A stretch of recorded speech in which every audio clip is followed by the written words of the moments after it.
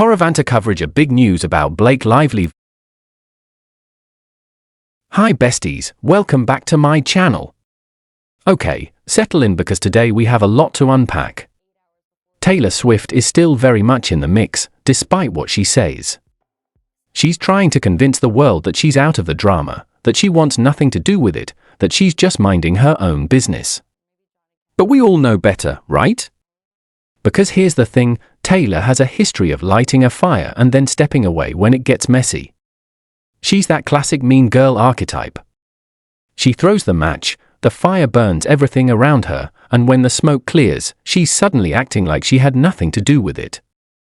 Tiny violin moment. Now, she's telling People magazine she just wants privacy, that she doesn't want to be involved in the drama. Sure, Taylor, we get it. You want to play innocent. But let's take a look at what's really happening behind the glossy headlines. Now, I don't know if Tree Payne is watching this channel. Honestly, I have zero idea. But if anyone is monitoring content creators like us, it's definitely Taylor and Blake's team. Every big Hollywood player has PR doing exactly that, keeping tabs on what's being said online, making sure no narrative gets out of hand. And we've seen it. Tree Payne made a statement recently claiming Taylor felt violated. Violated? That's a very specific word to choose. And it doesn't sit right, especially when the context is considered. See, the text messages that supposedly violated her were part of a legal court process initiated by Blake Lively. Blake filed a lawsuit that was, to be honest, as bony and fictitious as they come. It seemed designed to smear a man, maybe coerce him to hand over rights to a film, maybe just flex power. Who knows exactly what Blake had in mind, but the result was clear, the messages were public because Blake put them there. And now Taylor is saying she feels her privacy was violated. But let's be honest, this was court discovery. It was never about harming Taylor personally. The case was about defending against Blake's allegations, not about attacking Taylor, and then comes the strange language, suddenly, my texts were made public. Suddenly? That's a peculiar choice of words because nothing happened suddenly. The judge from the very beginning of the lawsuit was crystal clear, if any text messages with famous friends were part of this case, they would not be sealed. The rule was explicit. Part of a summary judgment, part of a dispositive motion, part of the trial, doesn't matter. If it's relevant, it's public. So it wasn't sudden. And technically, they weren't private anymore, because Blake herself triggered the legal process that made them discoverable. Taylor could have attempted a motion to seal them, yes, but it would have been denied, just like everyone else's requests were.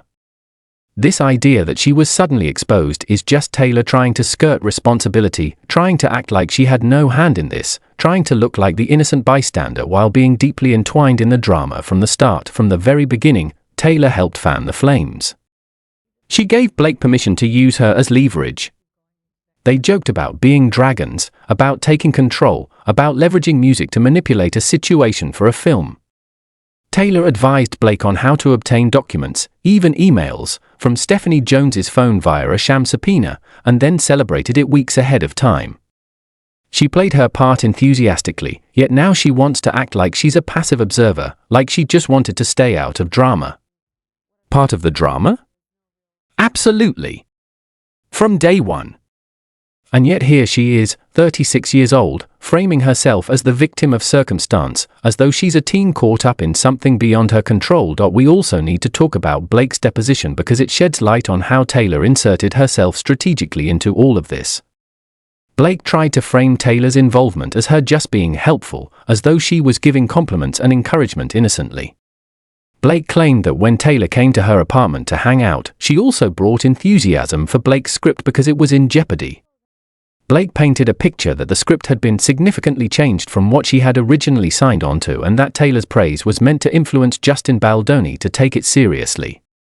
But here's where it gets tricky. Scripts evolve constantly. Any actor or director knows this. Scripts are revised, adjusted, and improved continuously once production starts. Stars in the margins, colored paper, multiple drafts, these are all standard procedures. Blake's explanation that she was somehow powerless against sudden changes doesn't hold water. She was part of the process. Taylor's involvement wasn't accidental or benign, it was calculated, supportive of Blake's larger strategy to assert control. Meanwhile, Jenelle Abel was living a nightmare behind the scenes. You may not know Jenelle's story, but it's crucial. She's a PR professional who got caught in the crossfire. Because of Blake and Taylor's manipulations, her life has been flipped upside down. Emails leaked, texts exposed, personal and professional reputation threatened. She faced death threats, lost clients, and had to fight to regain control of accounts and data that were vital to her career. Imagine waking up one day doing your job, helping a client navigate complex Hollywood politics, and the next day your entire world is in chaos because someone else decided your life could be collateral damage in their pursuit of power and popularity. That's Jenelle's reality every single day, and it's heartbreaking. At the same time, Taylor's public image remains pristine in some circles. Billboard ranked her the #2 greatest artist of the year, for instance. But her popularity metrics tell a more nuanced story. According to YouGov's polls, which aggregate data across a wide spectrum of pop stars, Taylor's overall popularity has been declining. She currently ranks as the 46th most popular pop star, trailing legends like Pink, Gwen Stefani, Madonna, Shakira, and even Selena Gomez. It's not about record sales, it's about lasting influence and how the public perceives relevance. And we see a pattern. Taylor has always been obsessed with staying #1, staying relevant, being the cool girl. That obsession has driven many of her actions behind the scenes and contributed to the chaos that engulfed people like Jenelle and Justin Baldoni. Justin's perspective is another critical piece of this puzzle. He described feeling like David versus Goliath, facing Blake, Ryan Reynolds, Taylor Swift, and the Hollywood elite circle that surrounded them. He was effectively forced to step down from his own film, losing control over his project while Blake, leveraging Taylor's support, seized the reins. Cast members unfollowed him publicly, his credits were removed, and the marketing erased his contributions. Meanwhile, Taylor's music was strategically inserted into the project, further consolidating their influence. Justin's experience demonstrates the real-world consequences of celebrity manipulation when power, friendship, and influence collide in Hollywood. And while Taylor once championed victims of sexual abuse and was publicly supportive of the Me Too movement, helping Kesha legally against Dr. Luke and winning a symbolic $1 lawsuit in her own case, those actions contrast sharply with what she's done here. When her platform could have been used to support fairness and ethics, it instead became a tool for protecting popularity and control, ensuring that she and Blake stayed at the top of the cultural hierarchy. Relevancy, status, and image took precedence over ethics and the well-being of people like Jenelle and Justin. So now we're at the moment where Taylor wants to position herself as an innocent bystander, staying out of drama, even though she orchestrated much of it. Blake wanted to be popular, Taylor wanted to be the cool girl, and together, they set into motion events that deeply harmed the people around them. Careers, reputations, and lives were disrupted. Jenelle Abel lost clients, credibility, and stability. Justin Baldoni lost control over his film. And yet, the headlines today still focus on Taylor's awards, her chart success, her status as a pop icon. It's a stark contrast, the image of success versus the reality of the chaos left in their wake. At the heart of it, this is a story about power, influence, and accountability. When you have resources, fame, and access, your choices have consequences for those around you. Taylor Swift and Blake Lively wielded their power to protect and enhance themselves, and people like Jenelle and Justin bore the fallout. Popularity became a weapon, relevancy became a strategy, and personal ethics were sacrificed along the way. And the fallout continues to reverberate, with real people living real consequences every day. Okay besties, welcome back because we're diving even deeper into this Hollywood whirlwind, and trust me, this part is just as messy, if not messier, than the first. We left off talking about Justin Baldoni feeling completely surrounded by what felt like Goliaths, Blake Lively, Ryan Reynolds, Hugh Jackman, Sean Levi, and Taylor Swift herself.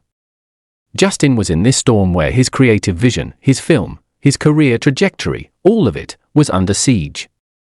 He described the experience like being completely boxed in. He was coerced, subtly pressured, and strategically manipulated into stepping down from his own project. Imagine putting your blood, sweat, and heart into a film only to have powerful forces quietly, yet decisively, edge you out, erase your contributions from marketing materials, and publicly isolate you through social media.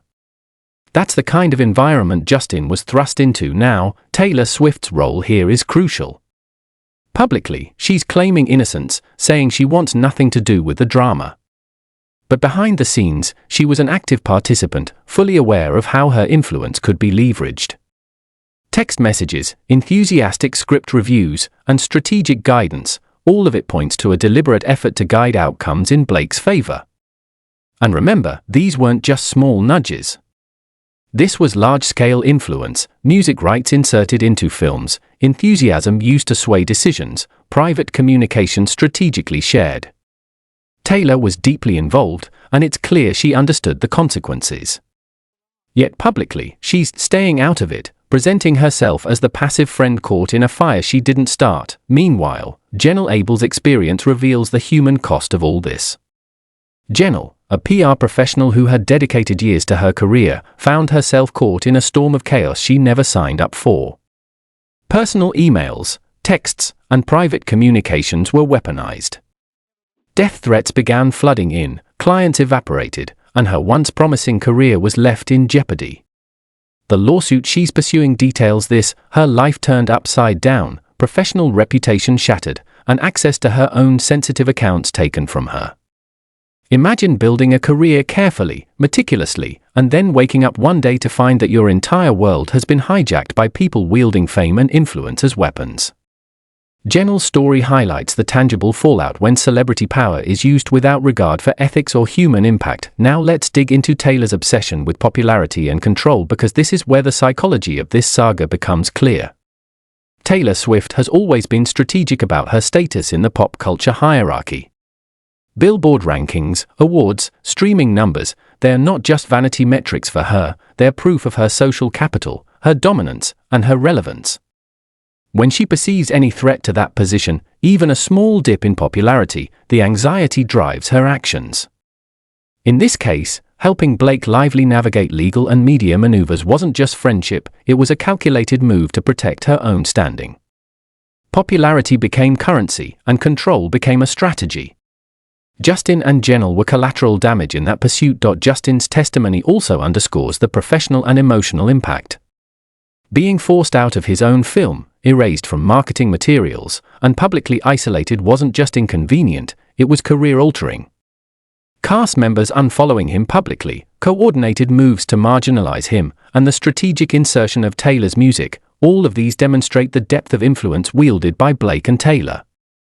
This wasn't about art, creativity, or fairness, it was about consolidating power, controlling narratives, and maintaining social dominance in Hollywood. And here's a contrast worth noting: Taylor Swift once used her platform to advocate for victims of sexual abuse and harassment. She financially supported Kesha in her legal battles against Dr. Luke, symbolically sued for $1 in her own case of groping, and was publicly a champion for victims. But in the Blake Lively situation, that same platform became a tool to protect personal interests and popularity. Ethics and advocacy took a back seat to relevancy and image management. The same resources that could have been used to promote fairness were instead applied to control and influence outcomes in a high-stakes celebrity conflict. This duality between public narrative and private action is fascinating. Publicly, Taylor frames herself as an innocent bystander, staying out of drama. Privately, she's deeply entangled, guiding outcomes, shaping scripts, influencing media coverage, and strategically leveraging relationships. The text messages she claims violated her privacy weren't accidental exposures, they were part of the legal discovery process triggered by Blake's own lawsuit. The narrative she's presenting is carefully curated, and it diverges sharply from the reality faced by people like Justin and Jenelle, who experience real-world consequences. Now consider the emotional toll. Justin Baldoni was stripped of creative control, professionally isolated, and publicly undermined. Jenelle Abel endured constant anxiety over privacy violations, threats to her physical safety, and the destabilization of her career. These aren't abstract inconveniences, these are life-altering experiences. Yet, the public largely sees Taylor's accolades, Billboard rankings, chart-topping albums, Grammys, and media recognition. Behind the glitz, the consequences for the individuals affected are starkly human and deeply consequential. At the same time, Taylor's fixation on relevancy is evident in the way she manages her public image. Awards, chart positions, and streaming numbers are outward indicators of influence, but underlying this is a deeper concern with perception, being the #1 pop star, the cool girl in the celebrity ecosystem. And when metrics indicate even a slight decline, anxiety-driven actions emerge, helping Blake, strategically using music, guiding media coverage, all to preserve the image of dominance. Popularity, perception, and power intersect in ways that shape real-world outcomes for others, and this saga illustrates that intersection in stark terms. Ultimately, this entire story illustrates the consequences of wielding influence without accountability. Taylor Swift and Blake Lively prioritized image, relevancy, and control over the well-being of those around them. Careers were disrupted, reputations were jeopardized, and lives were altered. Jenelle Abel's experience, her loss of clients, invasion of privacy, and emotional distress highlights the personal toll of celebrity power. Justin Baldoni's experience, professional erasure, social isolation, and loss of creative control illustrates the professional consequences. The impact of strategic celebrity influence is real, measurable, and profound. So, besties, here's the takeaway: celebrity influence is not just about fame, awards, or public recognition. It has real consequences for the people in the orbit of power. When decisions are made with the primary goal of protecting image or consolidating control, the fallout is real, lasting, and deeply human. The stories of Jenelle Abel, Justin Baldoni, and others caught in the crossfire reveal a side of celebrity culture that is rarely discussed, but is crucial for understanding how fame, power, and accountability intersect in Hollywood. And now, the question for you, besties: how do you feel about Taylor Swift and Blake Lively's roles in all of this? How do you process the impact on Jenelle and Justin, the fallout behind the glamorous headlines, and the ethical questions it raises? Let me know in the comments below. Make sure to give this video a thumbs up if you found this breakdown insightful. Don't forget to subscribe to my channel and hit that bell so you never miss a deep dive video like this one. Thanks so much for watching, besties. Until next time, stay alert, stay informed, and stay critical of the stories behind the headlines. Bye.